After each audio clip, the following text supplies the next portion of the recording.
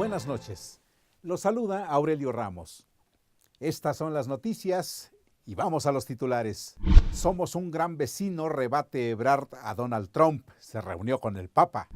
Trump amenaza. ¿Detiene México a migrantes o cierre de frontera la próxima semana?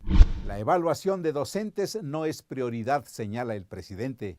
Paros en el Instituto Nacional de Psiquiatría y en Clínica Condesa. No cederemos a chantajes, advierte Sheinbaum. Estos son los detalles de la información.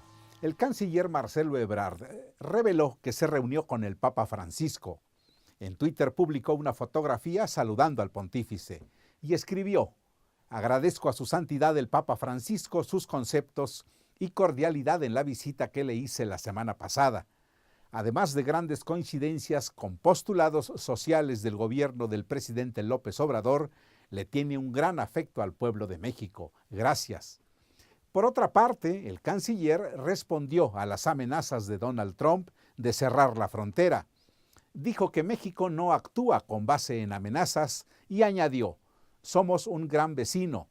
Díganlo si no, 1,5 millones de estadounidenses que eligieron a nuestro país como hogar, la más grande comunidad de ese origen fuera de los Estados Unidos. Para ellos también somos el mejor vecino que pudieron tener. Donald Trump anunció que cerraría la frontera de Estados Unidos con México o grandes sectores de esta la próxima semana. Precisó que sería así si México no detiene inmediatamente a los emigrantes indocumentados que llegan a territorio estadounidense. Por Twitter reiteró que durante muchos años México ha hecho una fortuna con los Estados Unidos, por lo que los estadounidenses pierden mucho dinero, especialmente cuando se agrega el tráfico de drogas, dijo. La evaluación de los maestros no es una prioridad en la nueva reforma educativa. Esto dijo el presidente de la República. Amy Arriaga con los detalles. El presidente Andrés Manuel López Obrador reiteró que está cumpliendo su compromiso con los maestros, a pesar, dijo, de que grupos de extrema derecha y extrema izquierda se unen y no quieren que se lleve a cabo la transformación, luego de señalar que la reforma educativa instrumentada por Enrique Peña Nieto fue una agenda impuesta desde el extranjero para que gobiernos subordinados la apliquen. Refrendó su compromiso de derogar la reforma del sexenio anterior para que no haya manipulación del gobierno ni de grupos de poder dentro y fuera del magisterio. Por ese motivo, el presidente consideró que la evaluación a los profesores no es una prioridad porque no tiene relación con la calidad de la enseñanza. Esteban Moctezuma, secretario de Educación Pública, puntualizó las diferencias entre la reforma educativa de Peña Nieto y la propuesta por el gobierno de López Obrador. Subrayó que la modificación en materia educativa del gobierno anterior se orientaba a una evaluación punitiva vinculada a la permanencia del empleo, mientras que la iniciativa del presidente, destacó, presenta la prohibición de ligar cualquier proceso a la permanencia del empleo. Explicó que la reforma del 2013 proponía una evaluación estandarizada y homogénea a nivel nacional, mientras que la propuesta por la de este gobierno revaloriza al maestro y busca crear un enfoque regional y local de la educación. Además, el Instituto Nacional para la Evaluación de la Educación, creado en aquella reforma, será reemplazado por un sistema voluntario para la mejora, así lo llamó Moctezuma. Explicó que la próxima reforma promoverá una educación pública, gratuita e integral. Se tomará en cuenta la educación superior y habrá un sistema de promoción con escalafones vertical y horizontal. A decir del titular de la SEP, la iniciativa del gobierno anterior creó un servicio profesional docente en el que hubo una invasión de los derechos de los profesores al afectar su estabilidad laboral. Añadió que se creó un sistema perverso que ni ellos cumplieron, les dieron vueltas por debajo de la mesa, como es el caso de Michoacán. Para Crónica TV, Amy Arriaga.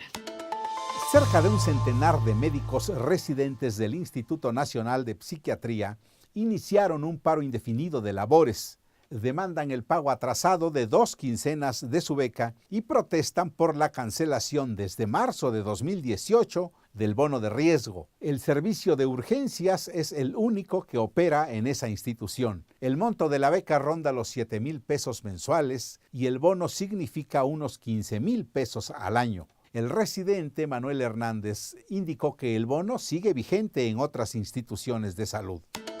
También hay conflicto laboral en la Clínica de Especialidades Condesa del gobierno capitalino. Integrantes de la sección 18 del Sindicato Nacional de Trabajadores de Salud mantienen tomadas las instalaciones donde se brinda atención a pacientes con VIH. Demandan la destitución de la directora Andrea González. La jefa de gobierno de la Ciudad de México, Claudia Sheinbaum, aseguró que no caerá en chantajes ni presiones relacionadas con corrupción. El sindicato reclama plazas laborales.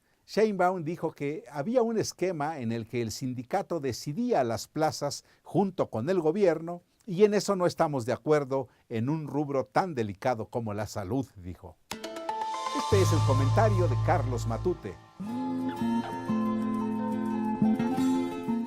En mi crónica de esta semana me refiero al decreto que adiciona, modifica y deroga algunas disposiciones de la Constitución Política Mexicana en materia de Guardia Nacional.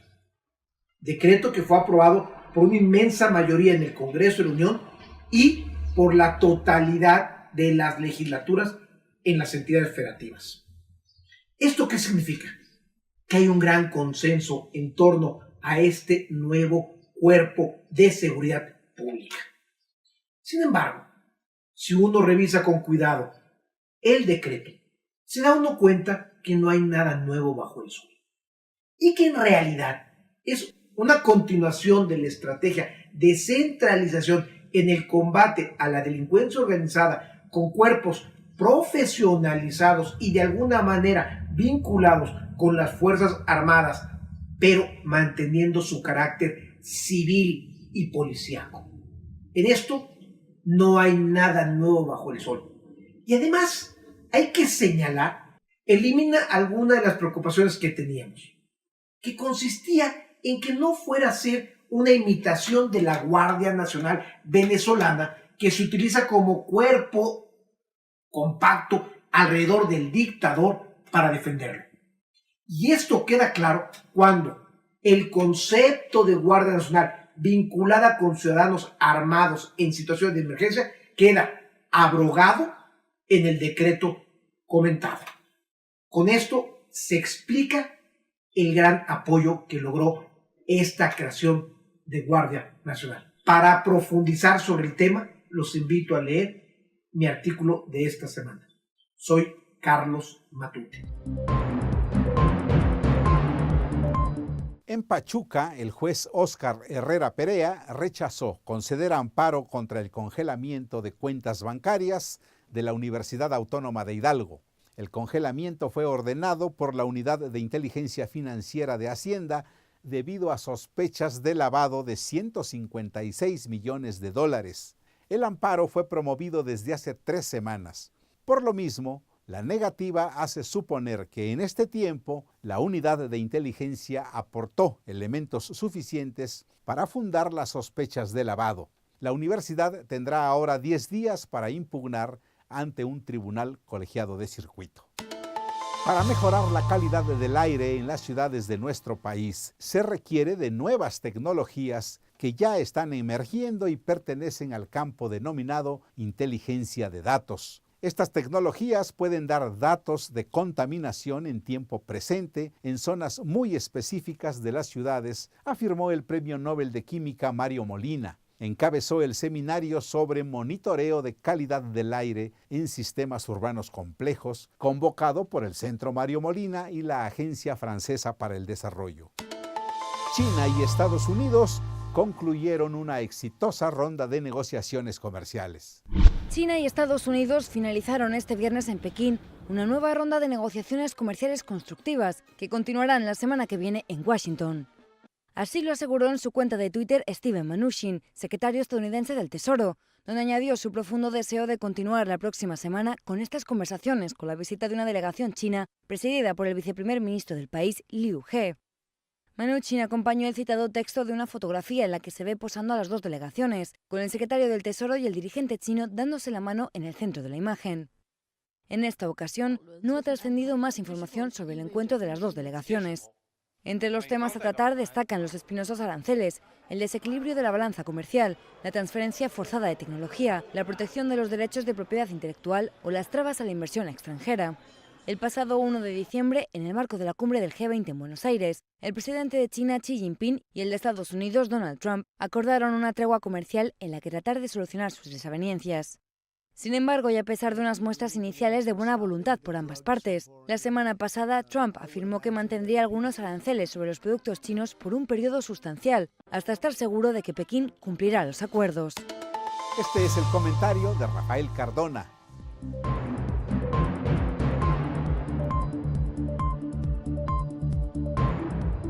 Indudablemente estos días han estado marcados por lo que algunos han llamado el escándalo diplomático con España y en un grado menor con la Santa Sede.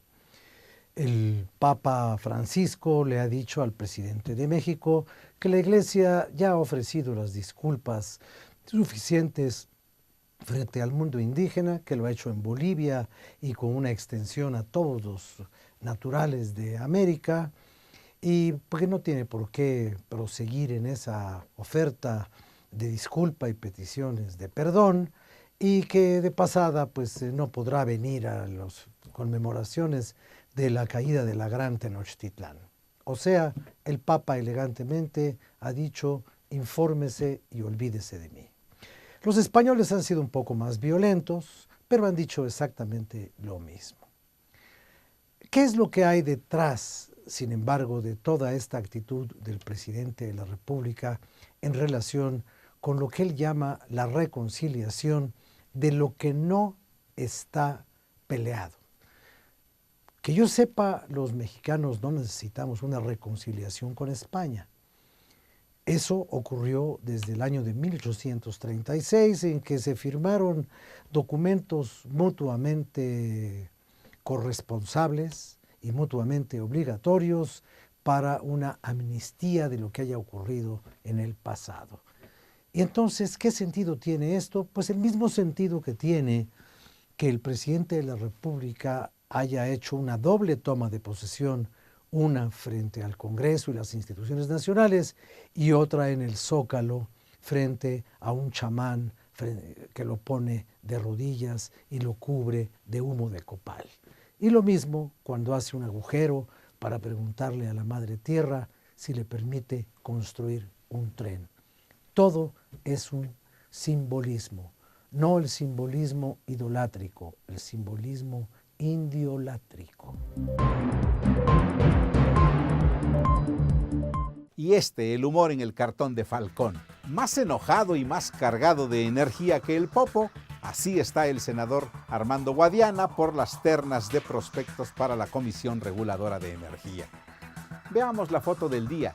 La gasolina magna bajará 1.50 pesos por efecto del mayor estímulo fiscal en 6 meses a este combustible. El precio será de alrededor de 19.65 en promedio. En Turquía, Erdogan hizo de un solo golpe elecciones y consulta popular. Al regreso del corte le hablaremos de esta jugada. Emplea detergentes, jabones y limpiadores libres de fosfato, pues facilitan el tratamiento de aguas residuales. Crónica por el cuidado del agua.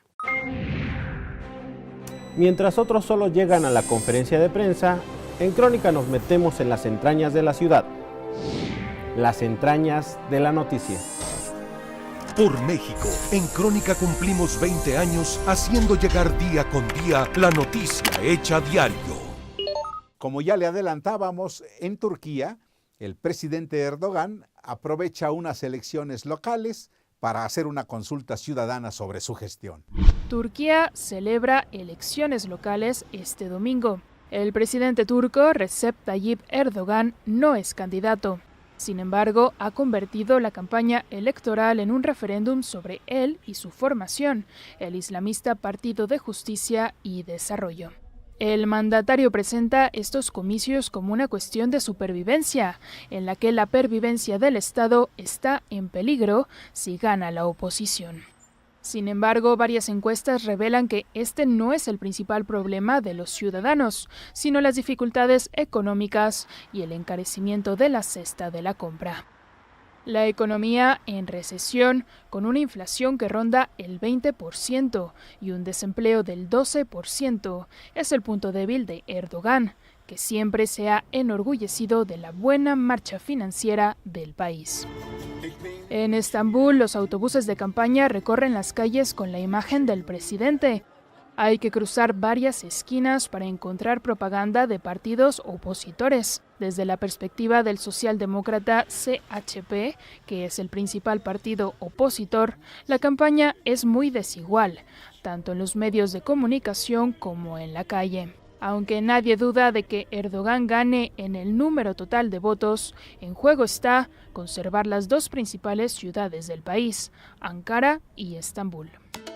En esta ocasión, Amy Arriaga nos cuenta sobre el poeta recientemente fallecido W.S. Mourning.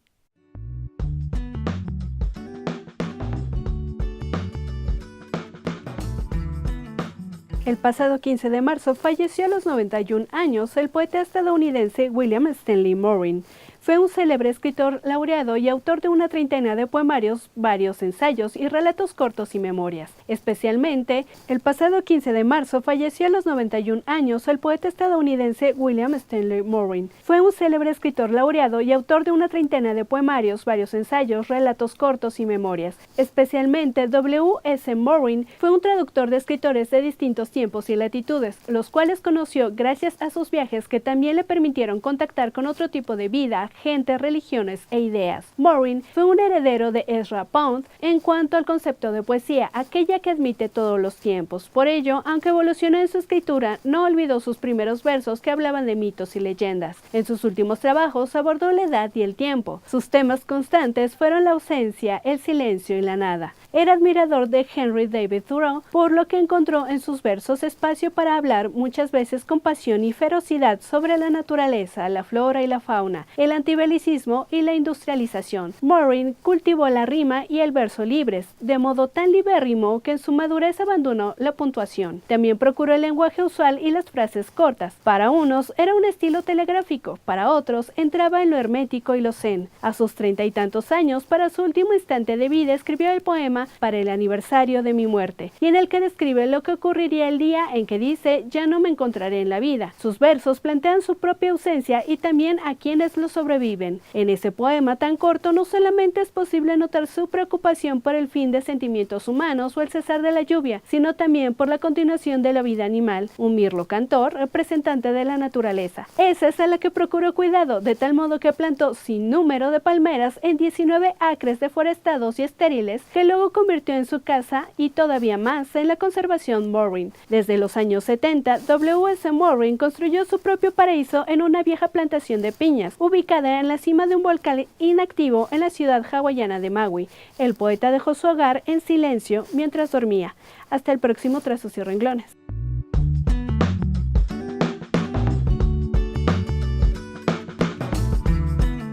Nimco Ali, activista contra la mutilación genital femenina, recibió el Premio Internacional de los Derechos de las Mujeres 2019. Para Nimco Ali, la ablación es un genocidio en cámara lenta. Esta activista somalí abanderada contra la mutilación genital femenina reclama un cambio de mentalidad para revertir esta práctica brutal. Ali recibió esta semana en Ginebra el Premio Internacional de los Derechos de las Mujeres 2019 durante la Cumbre de Derechos Humanos y Democracia. Y desde allí habla de este acto violento del que fue víctima a los 7 años de edad. Hoy, a sus 36 años, denuncia que la ablación crea pobreza, violencia e inseguridad. Una práctica ancestral que busca que las mujeres no sientan placer sexual y que las pone en riesgo de sufrir infecciones potencialmente mortales. Ali, que emigró con su familia al Reino Unido cuando era una niña, fundó en 2010 la organización Hijas de Eva. Lo hizo tanto para ayudar a que este tipo de mutilación desaparezca entre las comunidades migrantes como en países como su Somalia natal, donde aún afecta al 98% de las mujeres. En el mundo ya son 200 millones, mientras que en Reino Unido suman 137.000 mujeres las que la sufrieron. Antes de ello, Ali atravesó un duro camino personal en el que tuvo que superar el hecho de que su familia la sometiera a esta situación. Dice que finalmente tuvo que llegar a la treintena para entender que no se trataba de que su madre le pida perdón, sino que era ella la que tenía que perdonarla. A través de su organización, esta mujer quiere colaborar en el objetivo que la OMS se ha fijado de eliminar la mutilación genital femenina hacia 2030 y salvar con ello de esta práctica a 70 millones de niñas. Son menores de países como Sudán, Egipto, Etiopía o Guinea, donde más del 70% de las jóvenes sufren la ablación, mientras que en menor porcentaje la práctica también persiste en lugares como Kenia o Yemen. Falleció a los 90 años la cineasta francesa Agnès Varda, pionera del nuevo cine francés. Con una vida asociada de forma indisoluble al cine francés, la directora Agnès Varda, fallecida este viernes a la edad de 90 años, revolucionó la gran pantalla como pionera de la Nouvelle Vague, con la que pasa la historia junto a grandes nombres como el de Jean-Luc Godard. En la última Berlinale, que le homenajeó con una de sus cámaras de honor, la cineasta ya había avisado de que comenzaba a prepararse para decir adiós. Varda, de nacionalidad francesa, nació el 30 de mayo de 1928 en la periferia de Bruselas. Su familia se instaló en la costa mediterránea francesa en 1940, desde donde saltó a París para estudiar en la Escuela del Louvre y en la Facultad de Letras de la Sorbona. Durante 10 años fue fotógrafa asociada al Teatro Nacional Popular y cuando decidió estrenarse en el cine, lo hizo sin formación específica, pero con un largometraje que la convirtió en precursora de la Nouvelle Vague, Le Point Court, de 1955. La felicidad de 1965, Sin techo ni ley, que le valió el León de Oro en Venecia en 1985. Las playas de Agnès o Rostros y lugares de 2017, año en el que le concedieron además el Óscar honorífico y Premio Donostia, se añaden a más de 20 cortometrajes y a producciones para televisión. La cineasta dejará además para la memoria su inconfundible corte de pelo de tazón y bicolor blanco y rojo, reflejo de una vitalidad y una modernidad que nunca decayó con los años. Batman está de fiesta, cumple 80 años. Miles de admiradores en todo el mundo celebran por estos días y por anticipado el aniversario de Batman, un superhéroe retratado en 1000 batallas desde que emergió de las sombras de Ciudad Gótica en 1939 para combatir el mal y que este sábado cumple 8 décadas. La editorial DC Comics también se adelantó al aniversario de una de sus mayores estrellas, precisamente con una edición especial número 1000 de Detective Comics, la publicación que dio nombre a la casa y en cuyo número 27 debutó El Caballero Oscuro, obra de los dibujantes Bill Finger y Bob Kane. Desde aquel 30 de marzo del 39, la leyenda de Batman ha trascendido el cómic y ha influido en cada área del entretenimiento moderno hasta convertirse en un ícono valorado en miles de millones de dólares que sigue reinando como el superhéroe más popular de todos los tiempos, según describe la propia DC. Cientos de personas se han lanzado a las calles de Gótica, la Nueva York del universo del hombre murciélago, para comprar el cómic y conocer a sus artífices, como ocurrió con el escritor y dibujante Peter Tomasi, que firmó ejemplares a los fanáticos.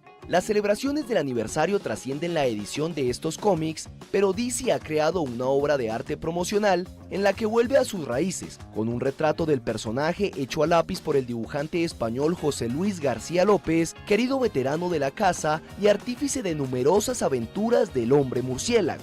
A la conmemoración se suma la emisión de la trilogía de The Dark Knight dirigida por Christopher Nolan en una selección de cines IMAX, un aparatoso escaparate en la Comic Con de San Diego, además de paneles especiales en convenciones alrededor de todo el mundo. Llegamos al final. Gracias, disfruten su fin de semana. Hasta el lunes a las 21:30. Soy Aurelio Ramos. Muy buenas noches.